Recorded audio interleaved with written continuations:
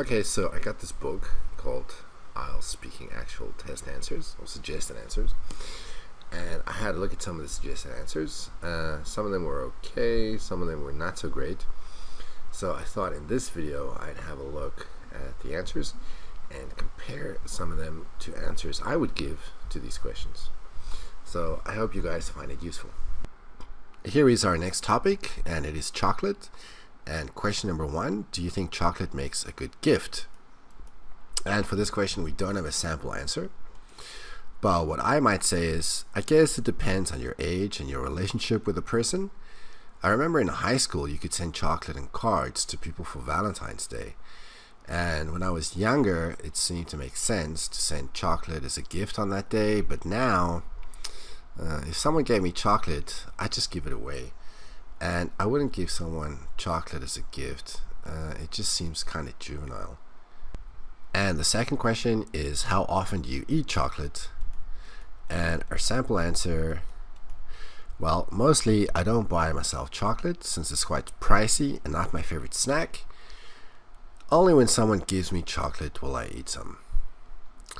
Kind of short, but there's nothing wrong with it. What I might say is rarely. I bought some chocolate for Christmas in, I think it was 2015, I think it was. So we munched on that for Christmas, but it's pretty hard to get decent chocolate here. That doesn't really bother me though, as I'm not that into it. Chocolate really is just a lot of empty calories, and that's true. And here's the next question on the topic of chocolate. Is chocolate good for your health? And here's our sample answer. Scientifically, chocolate provides human a number of health benefits. Firstly, eating chocolate helps improve our mood, even when we're under pressure. Secondly, consuming chocolate at a reasonable amount is good for cardiovascular system. Interestingly, chocolate has been proved to contain antioxidants, which benefits for women as well. Now, as I think I said before, your IELTS speaking is not really judged on the content, it's more the delivery and how you express your opinion. But this sample answer doesn't seem to be based in fact to me.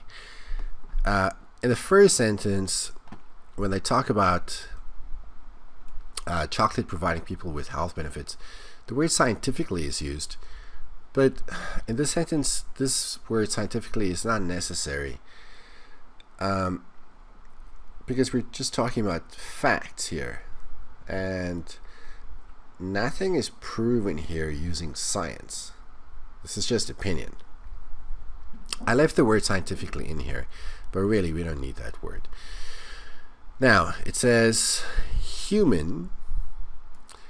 I don't know why this is singular, but also when we use the word human, it's usually to contrast people with, let's say, animals or something. But chocolate is specifically made for people, so we don't need the word human, we just need the word people. So chocolate provides people.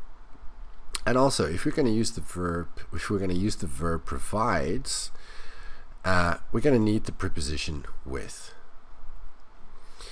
And then consuming chocolate at a reasonable amount. Amount should be plural, amounts, and the preposition here is going to be in, not at. And then here, cardiovascular system, we're going to need our in front of that.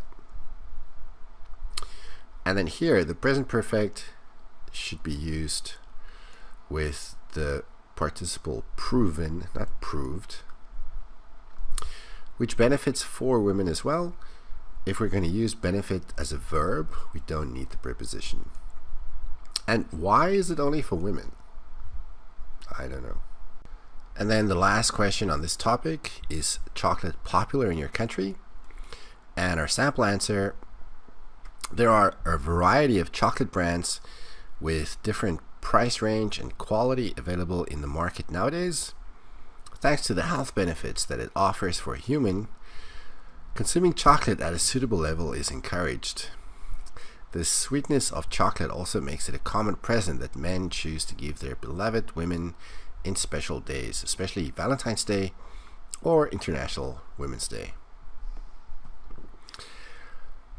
Okay, again, I don't know what a lot of these ideas are based on, but let's just focus on the language instead.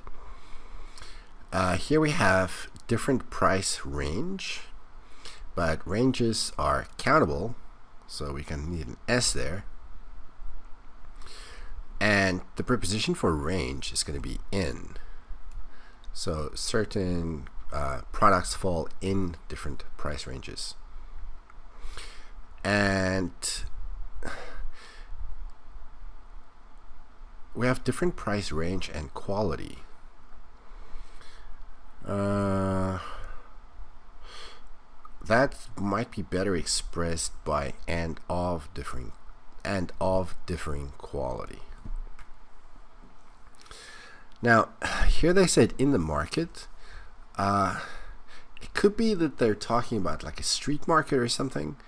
I'm not sure. If it's a street market, then in would be okay, but I don't know. Do street markets sell chocolate? I don't think so. So maybe they mean just like on the market, like it's available for sale at any kind of shop. Then this phrase, oh wait, I forgot about the human again. Okay, so here again, human. Well, dogs are not going out and buying chocolate, so we don't need to say that it's for humans only. So just leave it out. So thanks to the health benefits that it offers, that's fine. We don't need the for humans. This product is designed for people only. Consuming chocolate at a suitable level is encouraged. I don't really know what to say about this. Who is encouraging this, and what is a suitable level? I don't know. I have never heard people encouraging others to eat chocolate. Then here, men choose to give their beloved women in special days. Alright, for days, the preposition is going to be on. Now, for beloved, beloved is usually followed by a specific person. For example, beloved girlfriend, beloved wife, beloved, I think that's probably it. I was going to say sister, but that might be weird. So just saying women kind of sounds weird. If you're going to give chocolate to your loved one, and the loved one is female, it's going to be girlfriend, wife. That's probably about it. So choose specific words there, not just women. Now, what I might say, I don't have a lot to say on this. I guess they're in all the convenience stores. I've seen a lot of Japanese brands. Maybe that's what people go for. I'm not really sure. I'm really not sure. I don't know if a lot of people eat chocolate in Taiwan. Maybe not. I'm not sure. Moving on to the second part one topic, colors.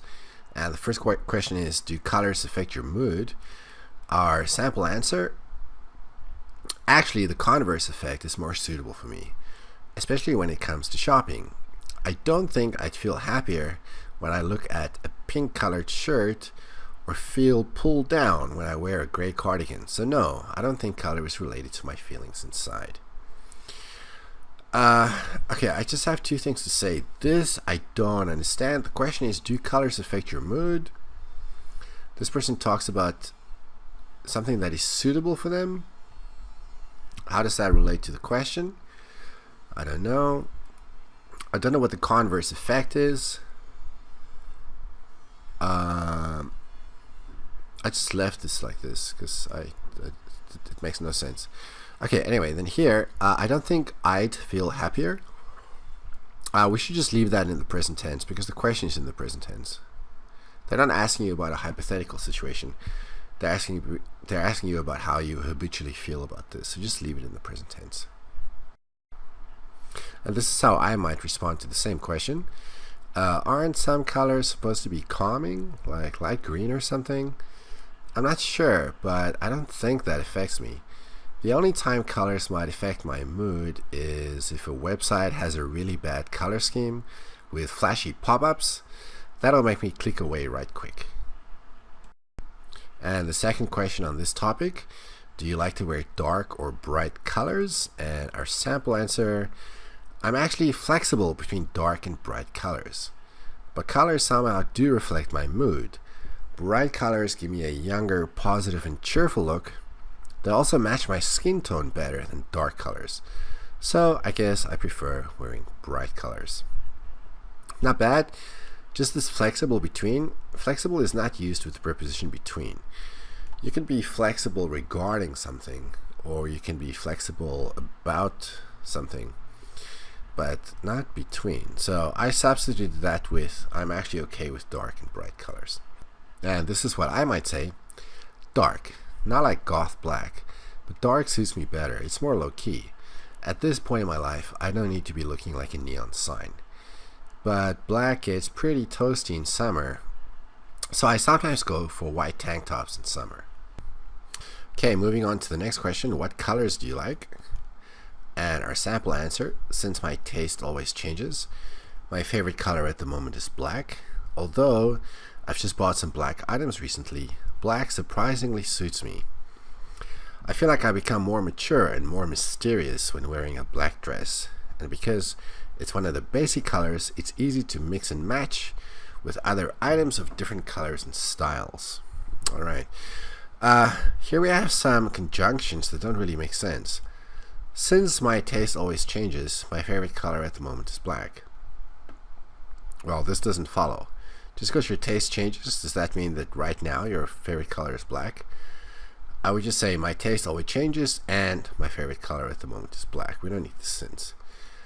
Although I've just bought some black items recently, black surprisingly suits me. Why the although? Again, that doesn't make sense. And this whole sentence would read better in this way. I have just recently bought some black items. Black suits me surprisingly well. Now, what I might say is blue, light or dark for clothing. I like black. It doesn't show stain so easily as bright colors. It's good for workout clothes, but it does get kind of hot in summer. I don't much like earth tones or like lighter colors. And then we have this question. What's the difference between men and women's preference in colors? Not difference, but different. This is the way I got the question.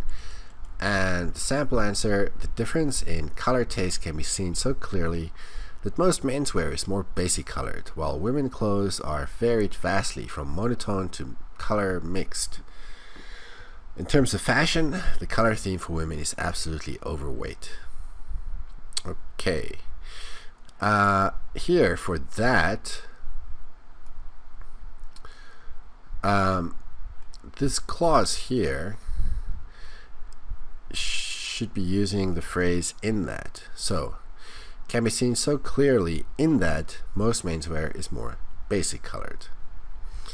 And then here, women clothes, that should be women's clothes. I'm not sure why this is in the passive, because this is the subject of the verb and this is what varies. So we really just need while women's clothes vary vastly. And then this overweight, I'm not sure what they mean by that. Do they mean they have a wide variety available or something else? But to say that color themes are overweight, to me that just doesn't make sense. And what I might say is, I'm not sure that color preferences can be broken down along gender lines. It probably depends more on personality, or just personal preference, rather than anything else. Now, having said that, I don't think too many men are into pink. Moving on to what's the most popular color in your country? And our sample answer is, to be honest, it's hard to tell, as it totally depends on people's taste. But I guess it's my favorite color, black. Black fashion items can be found at clothing shops, since it's said to be simple yet classy. Moreover, electronic devices and household supplies are mostly in black colored, probably because the trace of dirt and dust are more visible in black. Thus, it's easier for cleaning. Let's see here. This is probably just a typo. This should be moreover.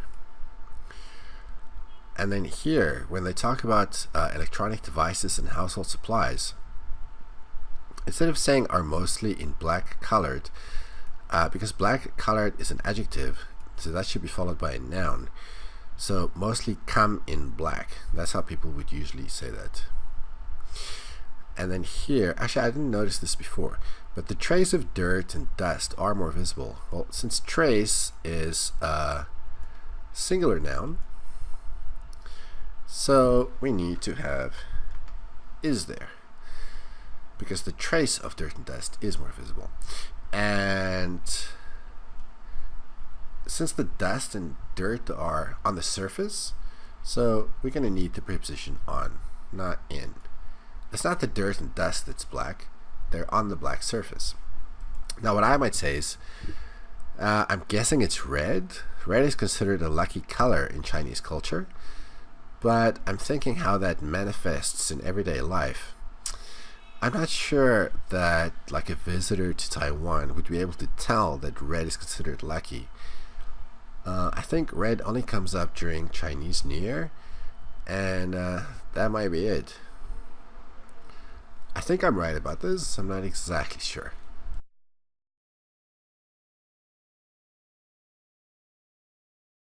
Okay, and here is our part 2Q. Describe a decision you disagree with. And here are the cues. You just say what the decision is, who made the decision, if you told this person that you disagree, why you think it was wrong decision. I'm not sure why this is in the present tense. This is in the past tense. And why this is in the past tense, if this is in the present tense, this is in the past tense, and why this is wrong decision and not the wrong decision. But that's how the cues appear in the book. And here is the sample answer. It was a few years back when I was still in college that I was offered an opportunity to go on a voluntary trip to, and then I guess you're supposed to insert the name of the place, the most worth living city in our country. I was over the moon when first hearing the news, but all my anticipation and happiness fled away when my parents flatly rejected the idea. I was dumbfounded since my time and effort spent on the preparation for our project wasn't about to be paid off. Okay, if you are offered the opportunity to go on a trip, then you are going voluntarily. So what is a voluntary trip? I don't know. I would just change that to trip. Voluntary trip doesn't make sense. The most worth living city. I'm guessing it's the most livable city. I was over the moon when first hearing the news. Let's change that to when I first heard the news. Anticipation and happiness fled away. They don't flee, they just vanish. Here they mention project, but what project? It's not really explained. There's no mention of any project anywhere else. Wasn't about to be paid off. Now, the time and effort spent pays off. So we don't need this to be in the passive. So we can just say, my time and effort spent on the preparation for our project or whatever wasn't to pay off. Moving on. However, I was old enough to know better than making a fuss about it at the moment. Instead, I gave myself and peace before reasoning with my parents. It came as no surprise to me when they took their all-favorite excuse that I was too immature to take care of myself and that there were plenty of untrustworthy people willing to take advantage of me out there when I was unaware. Now, if you're going to use the infinitive to know, then we don't need the gerund. So I knew better than to make a fuss. I gave myself time and peace. I don't really know what that means. I understand giving yourself time. Giving yourself peace, I don't know. Here, excuse is used with the verb took. But you don't take excuses.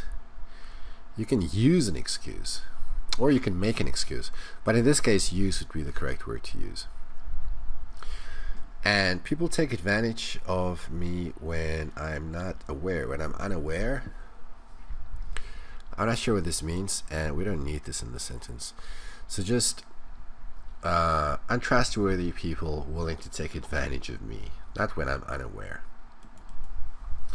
And then they go on to say, much as I try to assure them how well I could manage to stay safe and help other underprivileged people, I just couldn't get through them. As a result, I had no options but withdrawing from the project with regrets. However, I wasn't able to hold a grudge against my parents for long because I understood they were just overprotective and genuinely concerned about my well-being. Now, I don't know where this comes from because it's a volunteering trip where they're gonna do a project or something. If it's to help the underprivileged people, then maybe mention it here when you first mention the trip. To just drop it in here kind of feels disconnected. It doesn't connect with anything. Okay, then here, I'm just gonna get through them. You can't get through to someone, so the to is missing from that. No option, not options, but to regretfully withdraw. That is much better than withdrawing from the project with regrets.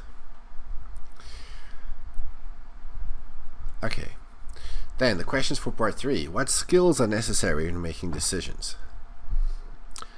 Off the top of my head, there are quite a few skills which should be made use of when we make a decision.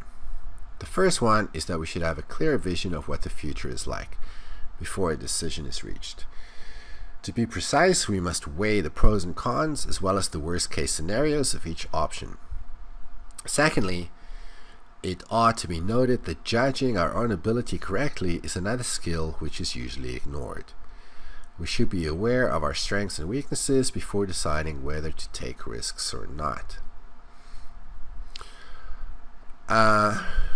This is kind of a very vague, very generic answer, but alright. This I don't understand. A clear vision of what the future is like. So we should be able to tell what's going to happen in the future? I'm not sure.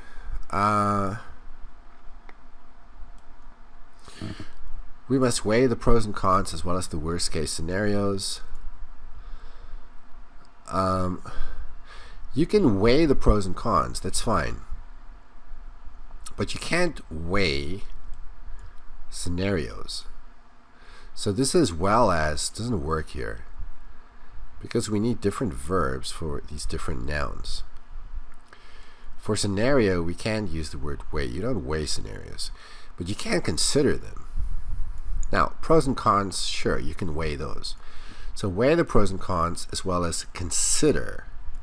Now, worst case, the worst, meaning singular, so we don't need the S, it's just scenario, not scenarios. Okay, and then the next question, do parents in your country allow their children to make important decisions about the future? Usually parents are really influential when it comes to big decisions in a person's life. Since they have previous experience, they often impose their thinking on their kids and sometimes urge them to follow their advice. However, the final decision usually depends on the children themselves. This is simply because they are the ones who will take responsibility for their actions. This is another answer that is so vague and generic.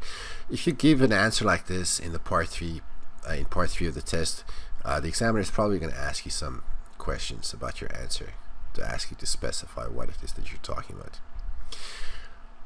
From a language point of view, just since they have previous experience, when we talk about previous experience, it's usually with regard to like job experience. What previous experience do you have in a certain field?